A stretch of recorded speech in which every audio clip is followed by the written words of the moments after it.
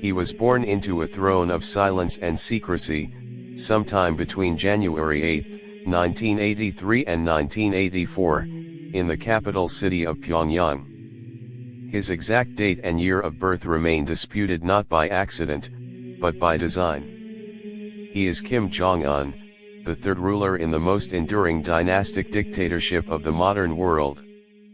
The son of Kim Jong Il and grandson of Kim Il-sung, he was raised in the shadows of absolute power, tutored in loyalty and isolation, molded not for choice, but for command. Education, from first class to final step.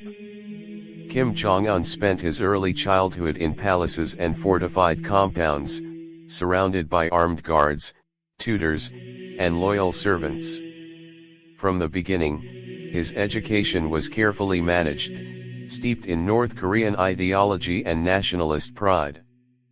But unlike his father and grandfather, Kim was exposed to Western life in his teenage years. In the late 1990s, he was reportedly sent to study in Switzerland under a false identity. He attended the Liebefeld-Steinhäusli school near Bern, registered as the son of a North Korean diplomat. He used the name Pak-un. Teachers described him as quiet, respectful, and somewhat shy.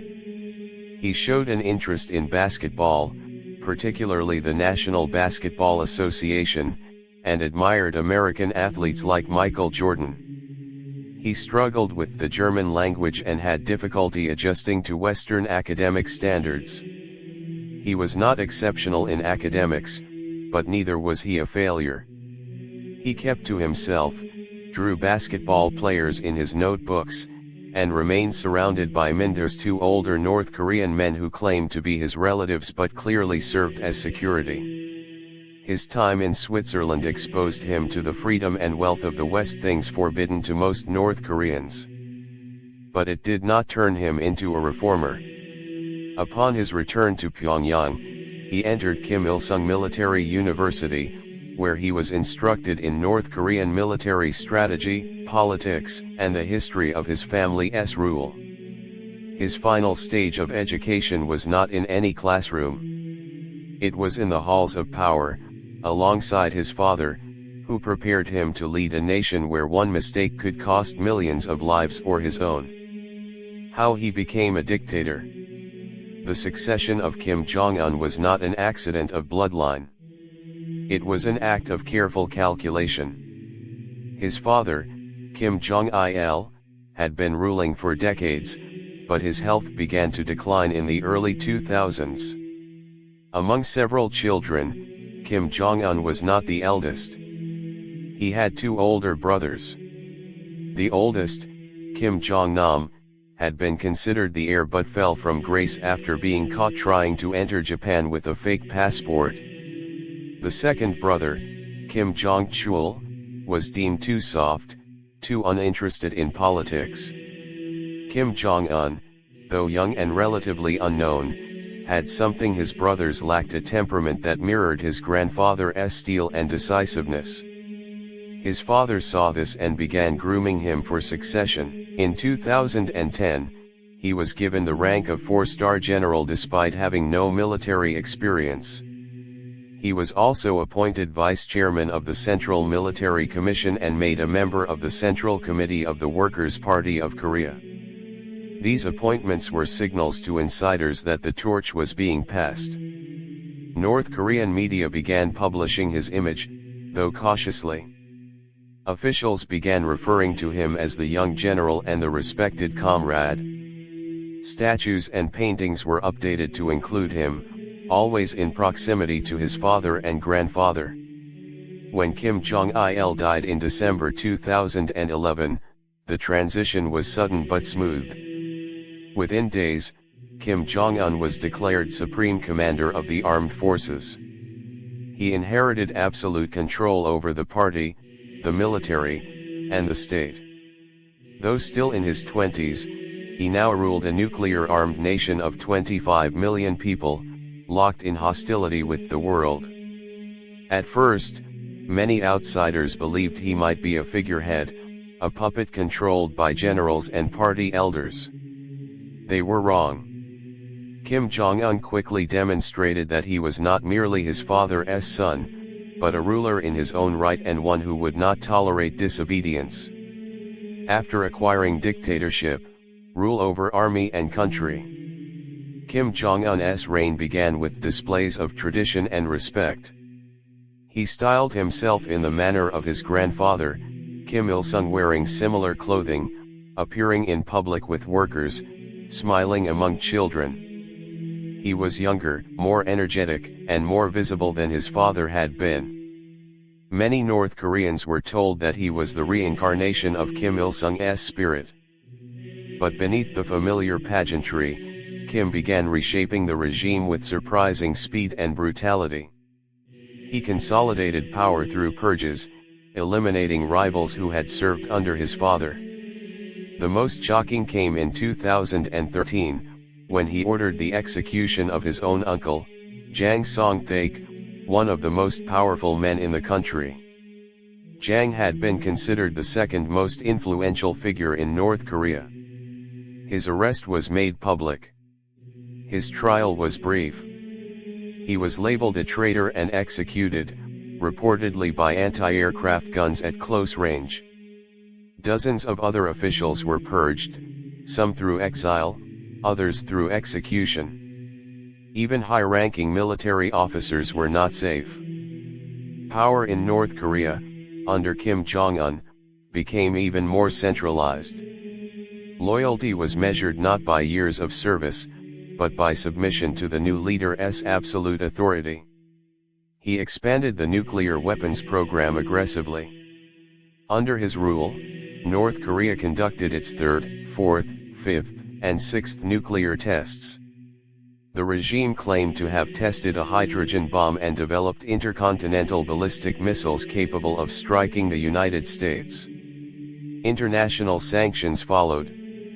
Trade with China declined. The country faced growing economic pressure. But Kim remained defiant. He used the nuclear program not only as a military deterrent but as a tool of national pride. North Korean media portrayed him as a fearless protector of the nation, standing alone against hostile imperialists.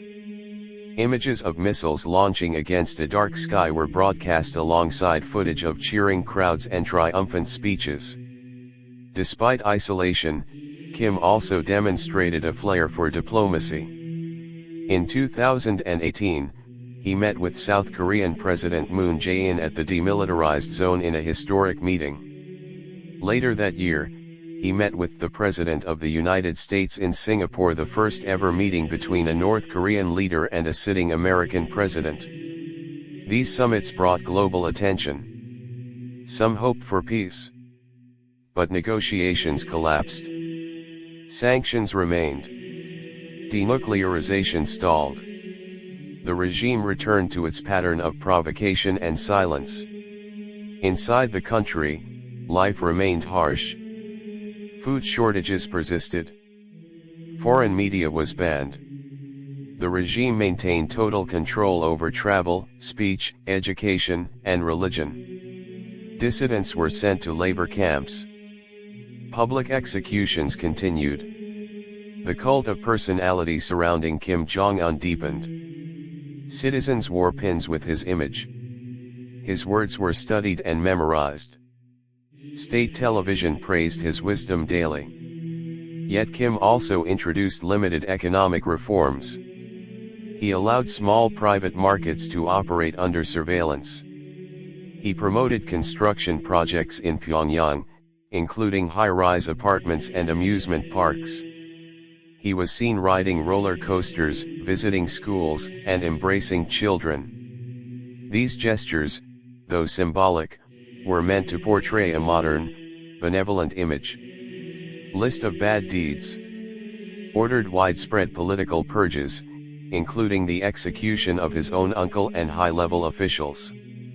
Continued the expansion of labor and prison camps where torture, starvation, and forced labor are practiced. Restricted all forms of free speech, religion, and press under a totalitarian regime. oversaw a worsening humanitarian crisis with food shortages and malnutrition among vulnerable populations. Pursued aggressive nuclear weapons development, increasing tensions and risking conflict. Ordered assassinations abroad, including the killing of his half-brother Kim Jong Un in Malaysia using a chemical agent. Maintained a hereditary dictatorship with complete control over law, media, education, and military. Created an atmosphere of fear and surveillance that suppresses dissent and controls every aspect of life. List of good deeds. Initiated historic diplomatic outreach with South Korea and the United States, temporarily reducing tensions. Allowed modest economic liberalization, creating small market zones and expanding limited entrepreneurship. Invested in infrastructure and modern construction projects to improve urban living conditions in Pyongyang. Promoted science and technology, especially in defense and space research. These developments, while significant, have not led to broader reform or improvement in human rights conditions. Death date and cause. As of now, Kim Jong Un is still alive.